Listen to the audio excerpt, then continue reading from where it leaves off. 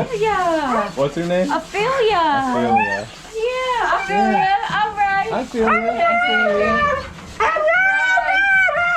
Oh yeah, that's She's like, right. oh no. No.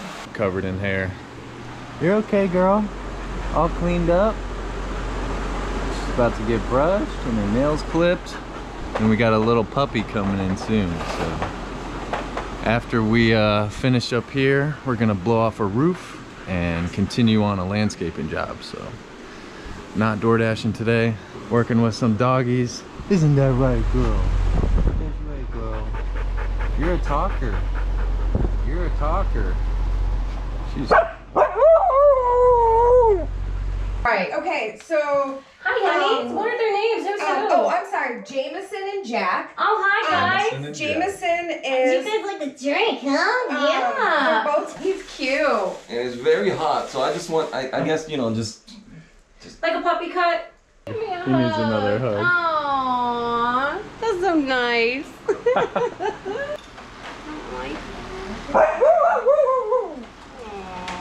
You're up next, buddy. A short puppy cut, maybe? You gonna get a haircut? Do you need restrained? Snickers.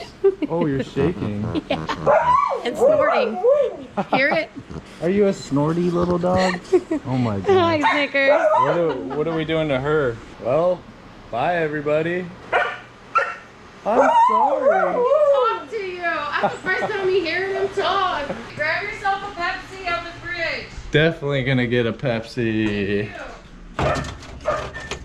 That was quite the experience, but it was super fun. I love animals and all those dogs are cute. I was basically the emotional support human, just kind of helping them all stay calm while Nikki was cutting them. But now that I know how to cut, wash, the process, all that, probably clock in next week and might be a new little gig for me. We got a landscape job. Actually, first we have a roof job, so we'll go take care of the roof and then finish up the pruning job for the customer in my last video. All right, we are finished up with the roof blow and a little bit of mulching. So in the south, we have lots of pine straw, lots of oak leaves, and in general, a lot of stuff that falls down throughout the year. And what a lot of people end up doing, like this house that you just saw me working at, there's obviously no grass. Grass doesn't do very well in the south, number one, but she likes to just use the natural leaf litter that comes down off the trees instead of mulch and other options. And so what I do is when I blow all that stuff off the roof, I'll blow it back into the yard and then grind it all up. So what she's left over with is sort of like a mulched up mixture of leaves and pine straw, which is natural to the area anyways. Her property has a ton of leaves on it. So I charged her $50 for the roof and just kind of did the mulching for free. Didn't take me long at all, and I was happy to do it. I didn't spend more than an hour on the property, and the neighbor walked over and asked if I could take a look at the backyard. It's so funny how people differ so much, but he actually wants to add pine straw to his house, which I'm happy to do.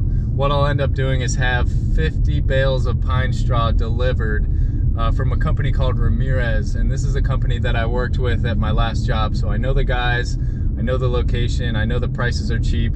They're gonna deliver their pine straw directly to me next Monday, and the customer will pay them directly for the product. I don't like to bring product on my own, number one, because I don't have a trailer and a giant rig. I like to keep things nice and sleek. I'm just in my little Toyota RAV4. I have materials delivered, I have them picked up if need be. I try to do more organizing rather than actual hauling and hard work. So Ramirez will bring my straw, the customer will pay Ramirez, so the business of getting the materials is something that the customer and Ramirez are in direct correlation with, and then I'll just charge the customer $35 an hour to apply the pine straw. 50 bales will take me about 2 hours. but he also wants to do some other work. He basically wants me to take a light rake and just sort of overturn and clean out the mulch in the front. And we discussed transplanting a couple of hydrangeas. So all in all, we agreed to about 4 or 5 hours worth of work, which is perfect for me. That'll be another day where I don't have to DoorDash, which is a good day. Even though I love DoorDashing, when I do it day in and day out, it's a lot of gas money and it's a lot of miles on the new car. So keeping a good mix right now of landscaping and DoorDashing, and now pet grooming, which I didn't get paid for that earlier today. It's just something that I did for fun, but I'm trying to help Nikki grow her business, and when she does get to the point where she's got too many dogs to handle, I'll be there because I love animals and I don't mind doing it.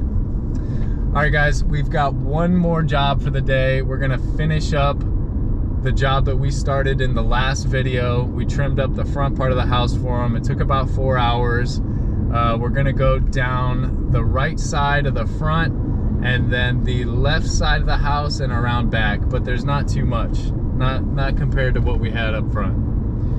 All right, let's get this job done and get our money.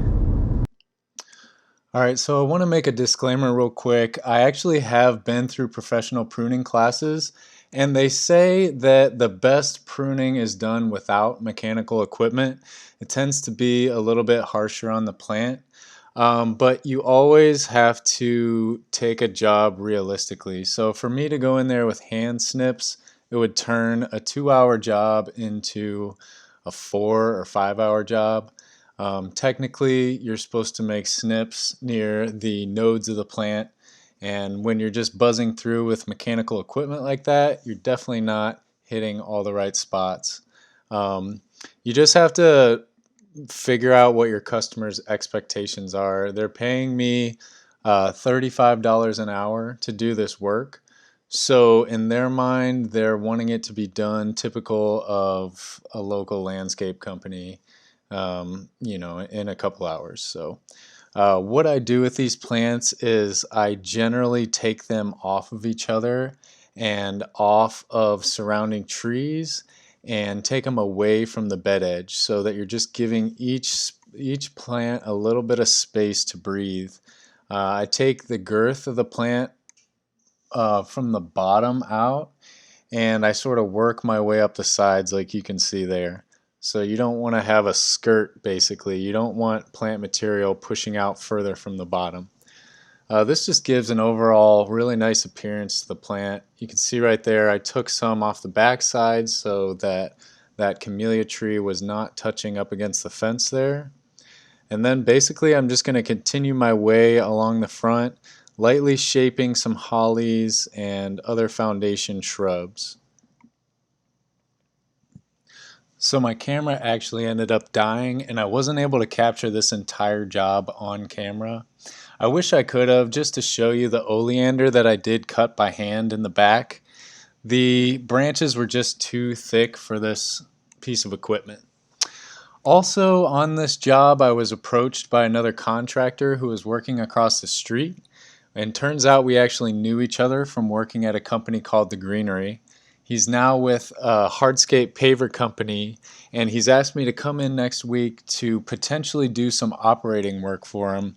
I let him know that I was happy doing my own thing right now, but I was more than willing to jump in a Bobcat and give him some of my week if they need it. So he's definitely interested, definitely needs a good operator.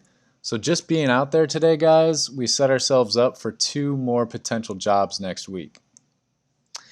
If you like this video, please make sure you subscribe, hit the like button, leave a comment if you want to engage with the channel. That really helps me out. And if you like what I'm doing, please let me know. Voice your opinions. If you see me doing something wrong or something that you don't like, point it out. Let's talk about it. I'm on YouTube to show you guys what I'm doing, but I'm also expecting to kind of see what you're doing and hear from you guys and just grow together. All right, guys, until next time, I'll see you later.